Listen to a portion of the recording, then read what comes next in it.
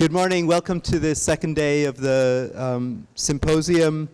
I'm delighted to be kicking off the second day by introducing John Hopfield, who is, as you probably all know, one of the world's leading physicists, biologists, and computational neuroscientists, and he's made incredible contributions to all of these fields. He's spent his career at various places, including Princeton, where he is now, and Caltech, where he was David Mackay's supervisor. So we're delighted to have John here.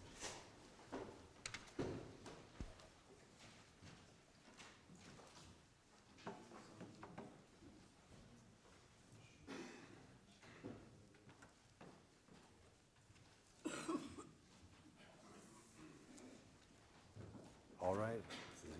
Is it going?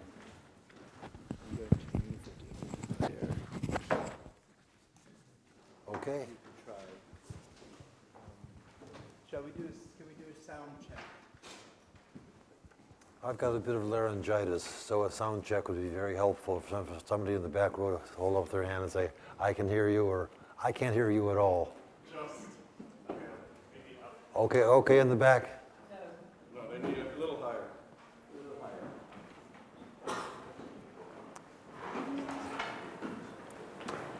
Now let's give that a try. Thumbs up, okay, good. Easier than talking in the hall last night. I begin with two stories related to my interactions with David Mackay 30 years ago.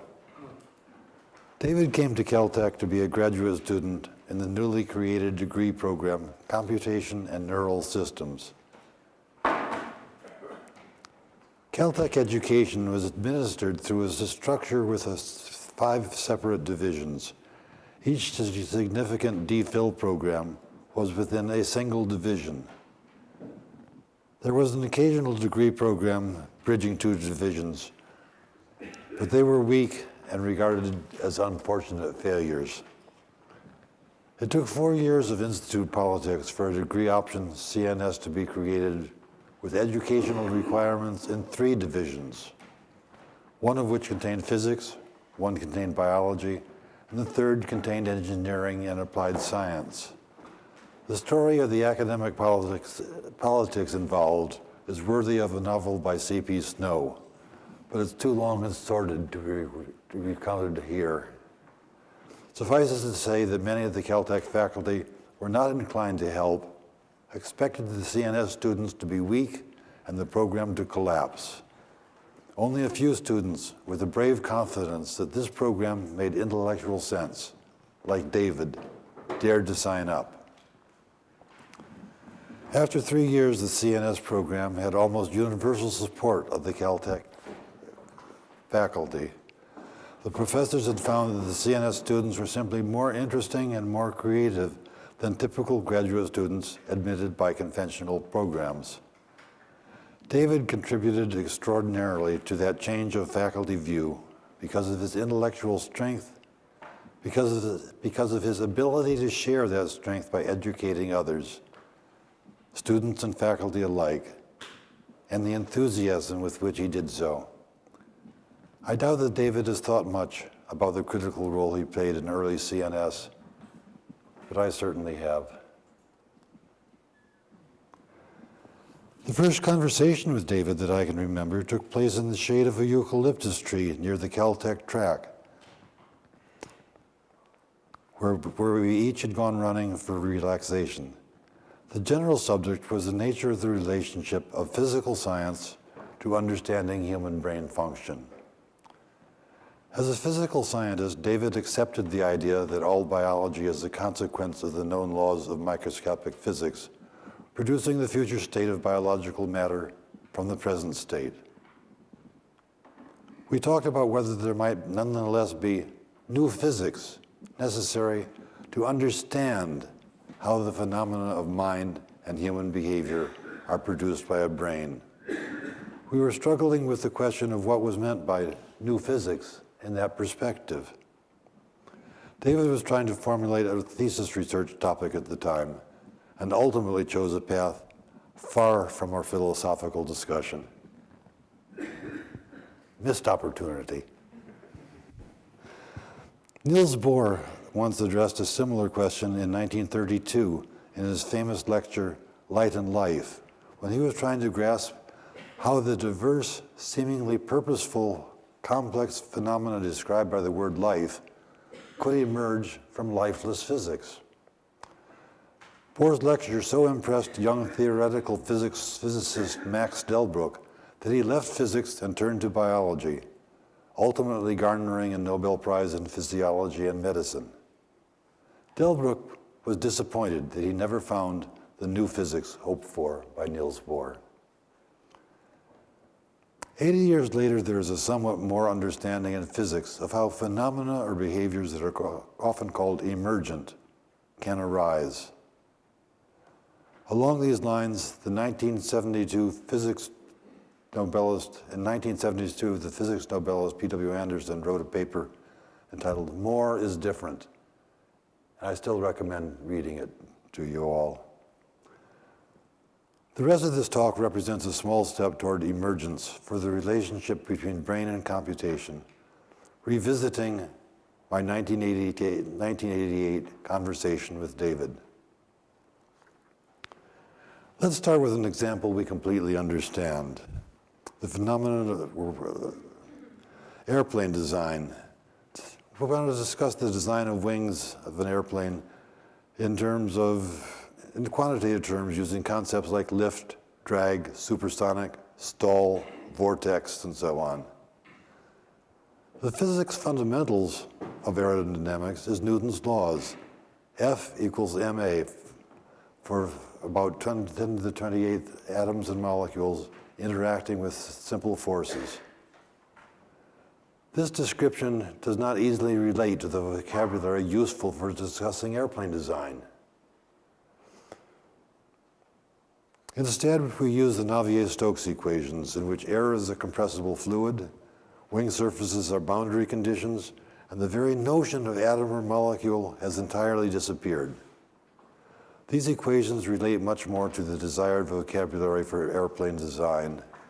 The Navier-Stokes equations are an emergent description of aerodynamics.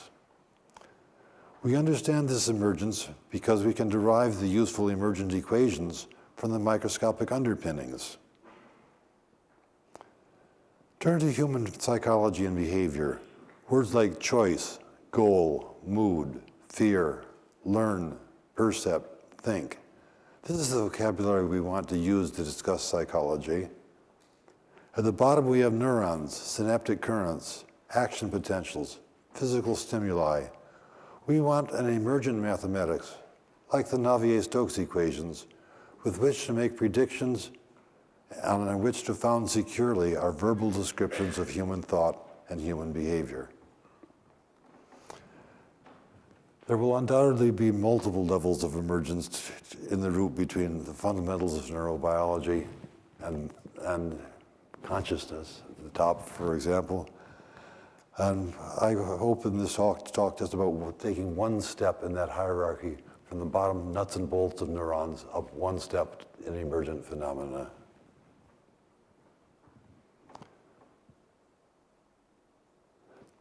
To illustrate the way that an emergent phenomenon of a set of neurons can perform useful computations, I will talk, to begin with, about one particular computation present in many guises.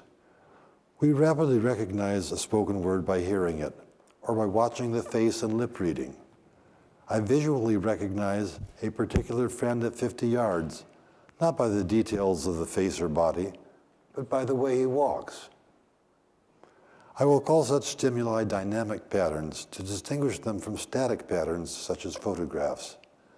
Our behavioral world is filled with dynamic patterns which we need to recognize. Most natural dynamic patterns are not clocked at some fixed pace, but have substantial variation of both duration and internal cadence. This variability of cadence means that matching the sensory stimulus to a stored template is not a good recognition algorithm. As engineers, we immediately turn to hidden Markov models to try to solve such problems. But no one has ever suggested, as far as I know, that neurobiology implements a hidden Markov model. So how can an ensemble of neurons solve this problem rapidly and effortlessly? I will sketch a way that a collective motion of an emergent coordinate solves the cadence problem. I will use one particular example, recognizing a spoken word in speech. The best physical analog I can give to the system I'm going to describe is, just before I go any further, in neurobiology there's a divide somewhere along the line. Small nervous systems work because of the way their individual components work and because of the particular pattern in which they are organized.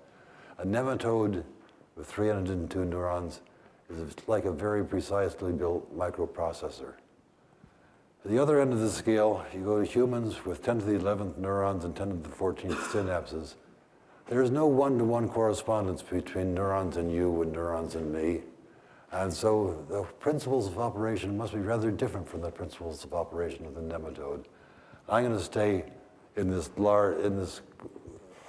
large size limit.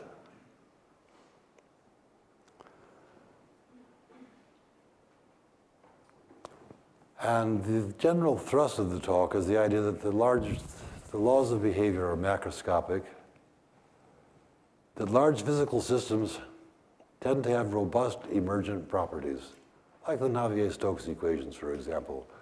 And the sole exception I know to the idea that you have robust emergent properties is actually in digital computers, where engineering has deliberately suppressed all collective properties.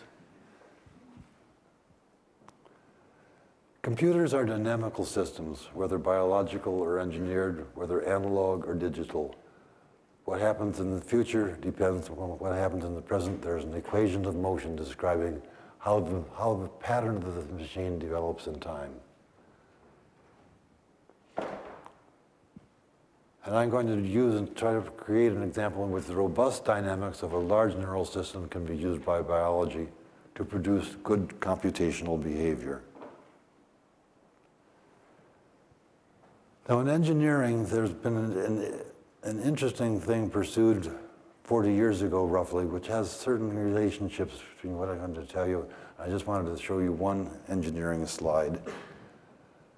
The colored patch there shows a photograph of a thin sliver of a garnet, which has a magnetic material. And under the right circumstances, it's chiefly magnetized one way. And it can have little droplets of reverse field magnetization. And you can see little things which have been called magnetic bubbles, because the very clever optics can distinguish between magnetization this way and magnetization that way in the crystal. These magnetic bubbles are stable entities. And in fact, magnetic bubble memory was used 35 years ago as one of the alternatives for non-volatile storage. And the interesting thing about the magnetic bubbles is that they are stable. Once you create one, it's stable. You can move it around. And in fact, if you want to take information from here to there, you don't destroy a bubble here and create a bubble there. You actually move a bubble along by a magnetic field gradient. On the other hand, bubbles move, atoms don't. The atoms are fixed. It's only the magnetization which has this bubble behavior. You can make very similar things on a one-dimensional or more higher dimensional set of neurons. You take a set of neurons arranged in one dimension with short-range interactions which are excitatory, where one tends to turn the other on, with long-range interactions which are inhibitory. This on turns that one off. And you get a system which is quite analogous to the magnetic bubble system, in which you can have on this line of neurons, it could be quiescent, everybody could be turned off, but it's a stable entity which a bubble of excitations can be put somewhere on the line of neurons, and it can be put anywhere along the line of neurons. And in fact, it can be put somewhere along the line of neurons and moved along if you choose to. And this is not entirely imaginary neurobiology. I'm going to talk in terms of a very engineering description. On the other hand, there are candidates in neurobiology for the kind of system I'm talking about today. The rat head direction cell network, in which the activity of cells is determined by the direction in which the head is facing. Or the hippocampal place cell system, within a particular environment and task. There could well be the two-dimensional bubbles of activity, very like the bubbles of activity in bubble memory.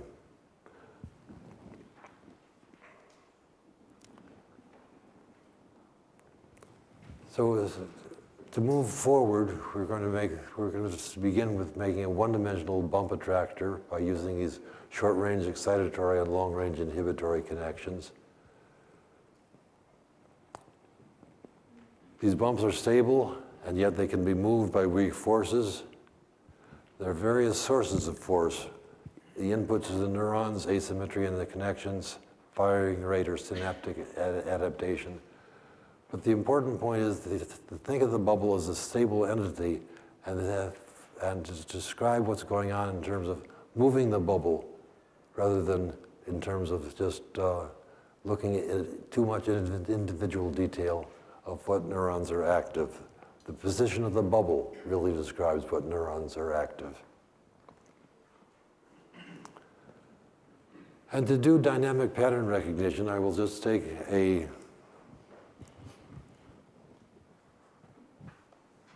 line of neurons hooked together in such a way that they will have a stable bubble along them and have input lines which make synapses on each of these neurons.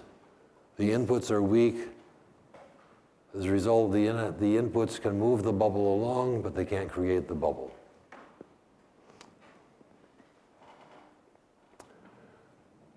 I'll use a very simple model of a neuron. A neuron is going to be taken as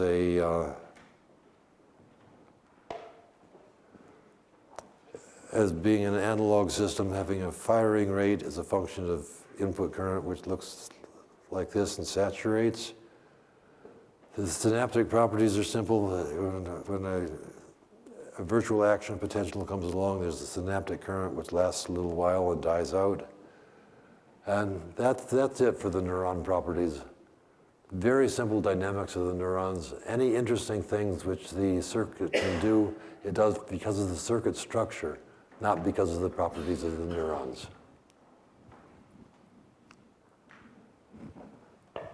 As I remarked earlier, I'm going to deal with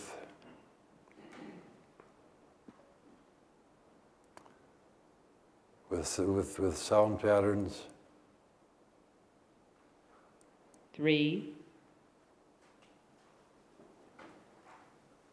3,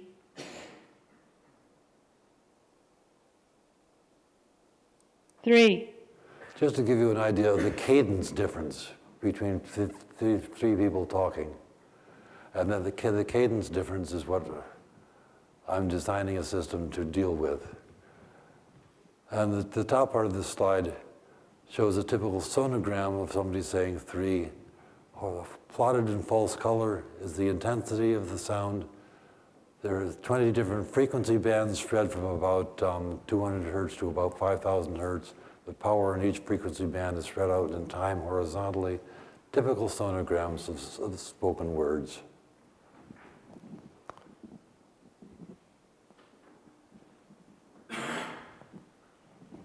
And I'll simply use information about the speech power spectrum coming in on these input lines which make connections to these various neurons.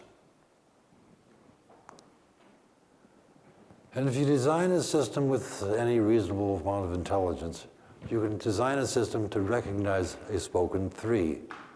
What is plotted here these are the numbers of neurons. Neuron number 1 is at the left-hand end of a line. Neuron number 90 is at the right-hand end of a line. And so plotted horizontally is the activity of a neuron as a function of time. This neuron is off for a while, then it's on, then it's off again as a function of time. To begin with, before the speech, before anything is said, neurons 0 through 15 are on. The bump is at the left-hand end of the line. The other neurons are all off. The other neurons are all off. At the end of the time, the bump has been moved to the right-hand end of the line. Neurons 70 to 90 have been turned on, and all other neurons are turned off. And I will view recognition as simply taking place when, oh, I just lost the cursor. There it is. Taking place when these neurons at the right-hand end of the line become active. So the sound coming in this case, moved the bump from the left-hand end of the line to the right-hand end of the line. So it moved the bump from a place where you'd say nothing had been said to a place where you'd say 3 has just been spoken. How does it do this? It does it by actually having cleverly contrived inputs as a function of time to the various neurons. So neurons down in this region are driven by the beginning of 3. Neurons up here are down in this region are driven by E at the end of 3. In between, you've got neurons that are driven by an R-like sound. And if you could contrive it right, the input to the various, this is how false color of the input to various neurons as a function of time. And you can see that there is an input peak which moves from the left-hand end of the line to the right-hand end of the line. That's what moves the clump along. And with 3 is spoken by another speaker at another cadence, you can see that the pattern of inputs is somewhat different, but there's still this trough, or the peak, going from one end to the other, which drags the bump from one end to the other, and that says that this would be recognized as a 3, even though the cadence is entirely different. And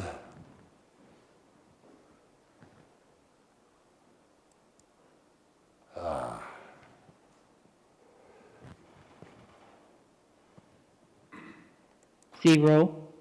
that's 0. We know that neurons for a 3 detector are driven strongly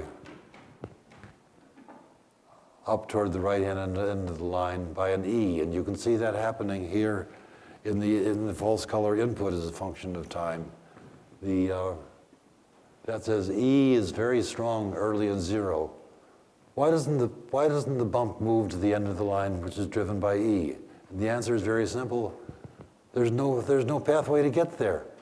And so the fact that these neurons are strongly activated, they're strongly activated, but they never turn on, because the only way to turn them on is to move the bump, and the bump is nowhere nearby.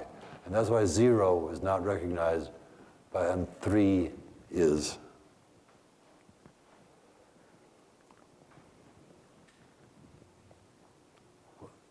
The signal inputs to the system are weak inputs. If we look at any particular neuron as a function of time, it has inputs which come from the circuitry within the area which is maintaining the bump, and inputs which are coming from the signal. The inputs which are coming from the sensory signal are small compared to the inputs which are coming from the recirculating circuitry of reverberant connections. So the signal inputs are weak. The dominating inputs to the system are the feedback connections, not the signal input. And one is reminded in this regard of things like the primary visual cortex, where if you look at the layers where input comes from the sensory system, most of the synapses are actually not from the sensory system. Most of the synapses in the area in which the sensory system arrives, sensory signals arrive, most of the inputs are actually from other parts in feedback connections. So the sensory signals in visual cortex are actually a weak part of the signal, as they are here in this model. This merely shows more recognitions. This one I will do just for fun, if I can find it.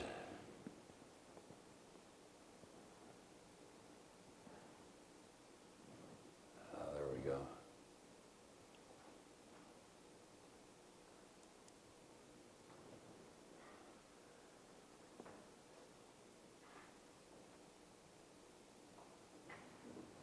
Well, 1, that succeeded in recognizing the 1 part rather than the 0 part, in spite of the fact that these two speech signals coming in absolutely together, spoken actually in the same speaker's voice. This is the kind of thing which just raises havoc with conventional ways of processing speech. And yet you can see there's this nice avenue leading up, dragging the bump from one end to the other, and this would be properly recognized.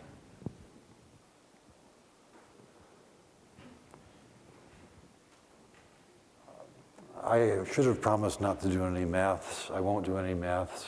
But the important thing to realize, there is one single equation which describes the collective behavior of the bump motion in response to the signal. And so there are two ways you can figure out what's happening to the bump. You can either solve exactly the equations of motion for the activities of 100 neurons, or you could use the single equation which represents the collective mode, represents a mathematical description of an emergent coordinate. And these two different ways of calculating the bump motion agree very well. In short, the collective motion captures most of the essence of how the system operates.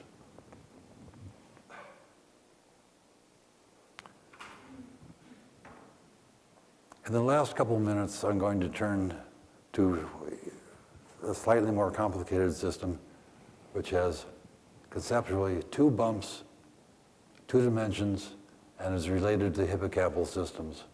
But I won't really go back all the way to the fundamentals of the neurons in this. I'll use the fact that there is an emergent description which we can understand. I remind you, most of you know already, that there are place cells in the hippocampus of rats, place cells which are active. A particular place cell is active when a rat is in one location and inactive when the rat is very far away from that location. If I look at what cells are active in the rat hippocampus at the moment, if that black line is taken to be the outline at the hippocampus, a particular subset of the cells is strongly active at the moment. A second later, it'll be a different subset. A second later, it'll be a different subset because the rat will have moved. These subsets don't make any particular sense unless you actually plot things not according to where the cell is located in the hippocampus, but plot activity where it would be in a spatial map if I plot the activity where at the center of the receptive field, of the place field. In that case, you can see that there should be a clump of activity. And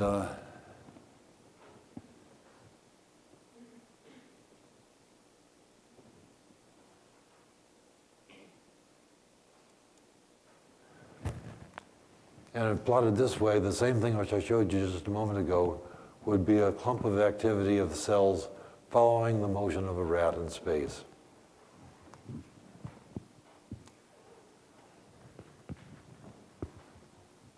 Now suppose you have a 2-dimensional system where you've stabilized a bump of activity. The bump of activity, to begin with, could be put anywhere on that 2-dimensional system. By putting inputs to the system, by putting asymmetries in the connections, you can make a system where the bump of activity isn't stable anywhere, but where it actually is driven to move. And one of the patterns you can get is a pattern you can easily make, is a pattern in which the activity moves the clump toward a particular point in space. You could think of that as being a representation of the idea that the rat could be somewhere and it would like to move to that central point in space. And this, if you make a system of this sort, you make a system using ideas that are already present in the hippocampal lore, where the rat activates a clump of activity by opening his eyes, closes its eyes, and the clump of activity will then move to a goal. Now that's an imaginary process in the sense that the rat can imagine getting to the goal, but the rat, of course, wants physically to get to the goal. So how can you get this motion of a clump of activity in mental space to couple to physical activity?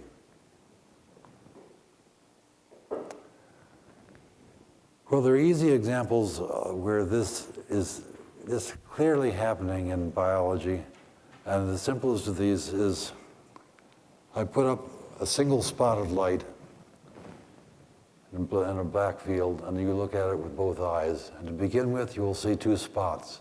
And the reason you see two spots is that the eyes are not coordinated, and where the spot of light is from the right hand retina and the left hand retina are not superposed in the cortex. And what you will do is to make a vergence motion so that those two bumps of activity become coordinated. And so one knows that in neurobiology, there must be simple circuitry which allows you to take two bumps and have a muscle command which tends to make the bumps overlap more. And that's what you need. That's what you basically need to have goal-directed behavior. What you need to do is to have two bumps of activity. One is a sensory bump, which is centered on where the inputs say that you actually are. The other is the mental bump with synaptic asymmetry, which makes a force moving that bump toward the goal. And then you need to add some connections between them. And the two things you have to have are inputs to from the sensory bump to the mental neurons, which constrain the sensory bump to be near your actual location. And then you need motor commands on the basis of what is the difference between where you would like to be and where you are. And with those two, you can put together a little bit of elementary physics, which says this is basically a physical position and a mental position. The mental position is being drawn toward a goal, but the mental position is also being drawn toward the physical position. And the physical position is changed by two kinds of forces. One is the forces due to motor commands. The other is the forces caused by the friction, the terrain, and the realities of the physical world. This gives you an overall system which is capable of having goal-directed behavior, in the sense that if I now perturb the system by moving the rat over, for example, the physical position will move, the mental position will move, the mental position will still be drawn toward the goal, and you'll have a system which achieves the goal in spite of all kinds of perturbations. It's a nice feedback system. But the idea is basically that you need two interacting bumps, one of which represents something which is drawn toward a goal, but in mental space, and the other one of which describes where you are, and have motor commands based on the difference between these two.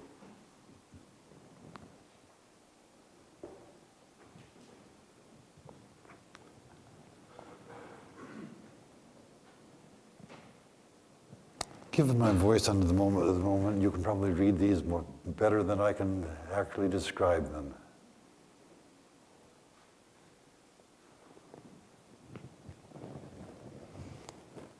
But that's a basic summary, and I think one can easily show in model systems these things will produce robust computational and motor behaviors. What's open for grabs is whether this kind of thing, looking for emergent phenomena, is actually something which evolution has also done and therefore will have become important in human neurobiology.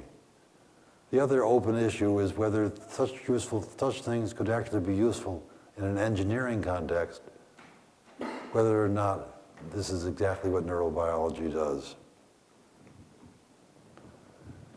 David, you can see I haven't gotten very far, but I'm still engaged in the same topic. It's going to last forever. Thank you.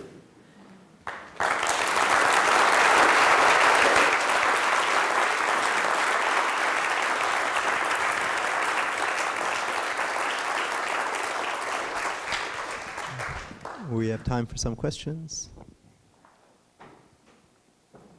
I have a question, actually, John. Is the goal, how's the goal represented? Is that represented in the pattern of connectivity, or is that represented by another bump of activity? The easiest way to represent where a goal is, if you have a slight asymmetry in the synaptic connections, then when you have a bump somewhere, it will move spontaneously to that place determined by the non-symmetry of the connections. So the goal of activity is, the goal is present in the connections by previous learning.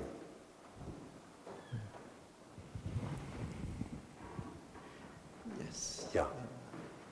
Pass the mic. I liked your example of the C. elegans as having this small nervous system that packs in a lot of computational power into few neurons. And you make a case that as the nervous system scales up in size, the individual computational power, if you like, drops in the neurons. So what's gained by making this larger nervous system? Do we gain flexibility at the cost of the individual computational power of the neurons? Or is there actually some interesting mix of the two things? Is it really true that individual neurons in a mammal, for example, are just dumb entities and not particularly sophisticated, whereas the C. elegans neuron is more sophisticated? The neurons in mammals are not dumb entities. They also have elaborate properties. In order to try to derive things having to do with collective behaviors, I have deliberately kept the model neurons much simpler than the neurons in real neurobiology. The thing you gain out of collective behaviors is robustness, spontaneous robustness. If I change the laws of how molecules collide in the air a little bit, nothing happens to aerodynamics. And one of the things which you definitely want to have in a neural system is robustness against damage, robustness against noise. And you don't have to design it in if you get it from emergent phenomenon.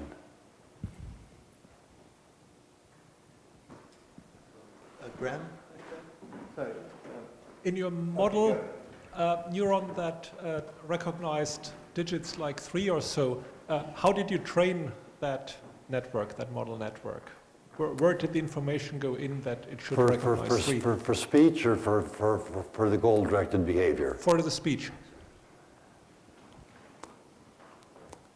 For speech, I actually hand-wired an appropriate pattern for a given model template, knowing that the model template could then be distorted in any way you wanted in time, and it would still work.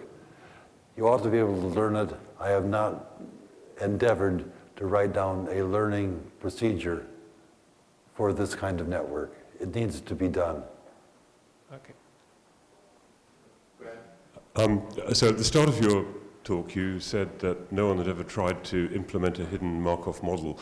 And I was reminded of Mars' model of the cerebellum, where you have parallel fibers, which take the time dimension into motion on the cerebellum.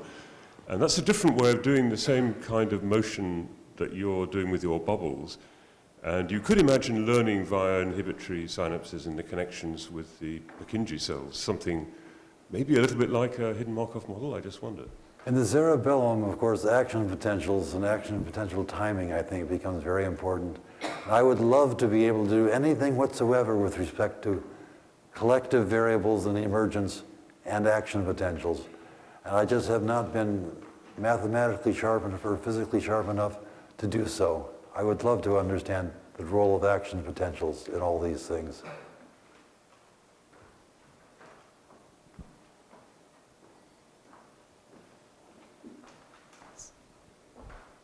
Okay, so let's thank John Hopfield again.